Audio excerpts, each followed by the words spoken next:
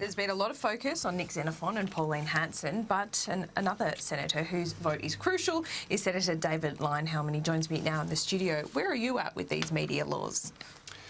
Well, I'm generally in favour of deregulating stuff overall, so my emphasis has always been on what's it got to get, what are we got to do to get this through, and why doesn't it go further?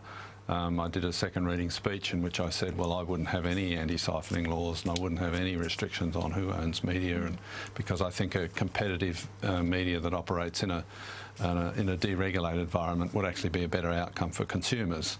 And you know, some media might not survive and others would do even better than they're doing now, but overall consumers would be better served. So I think what the government is doing is sort of halfway there. They could go a lot further.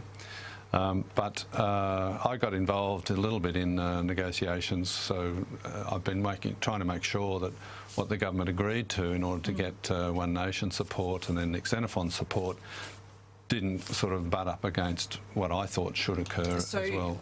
Were you able to get those assurances? So you're happy with the side deals that have been done with Nick Xenophon and Pauline Hanson, and it's not going to affect the way you vote? No, I've said I'll support the government on it. The One Nation ones are interesting, and in some respects they're intriguing because it's going to result in the salaries of their senior staff being published. Now, that's not a bad thing at all. Changing the charter, they ignore their charter now pretty much, I think, so I'm not sure that that's going to make a lot of difference. But the investigation into their competitive effect on the private sector, so we've got the government-funded organisation competing with private industry, basically, make it very hard for them to succeed. That's a legitimate inquiry, so I'm quite in favour of that. And you know, you can all this fuss about regional media not needing support. One of the reasons they need support is because of the ABC, in particular in the regions. So then we move to Nick Xenophon's proposals, which is scholarships, cadetships and an innovation fund. Now, I don't like the idea of throwing $60 million of taxpayers' funds at something that just because Nick thinks it's a good idea. But I've had to weigh up, you know, what's the bigger issue here? Is there, you know, is there sufficient reason to say no, I'm not going to support it? And in the end, I've had to sort of hold my nose and say yes, I'll go along with it.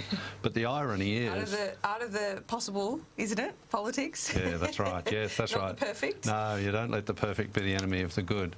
So, but the irony, of course, is that what Nick wants to do with regional media and the small media well, a lot less of it would be justified if it wasn't for the fact that the ABC competes with the private sector. Okay. So that's been a concern, you know, on swings and roundabouts. I'd rather we don't have any of that. We just let the market loose and the government gets out of the way. Well, Senator, we did just want to get your views, and look, I think the government might be a little bit nervous not wanting to talk about media laws until it actually passes, because we have been talking about this for quite some time. So thanks for confirming this morning that where your vote is going, and it looks like these media laws will pass. Senator, as always, thank you for your time. Pleasure.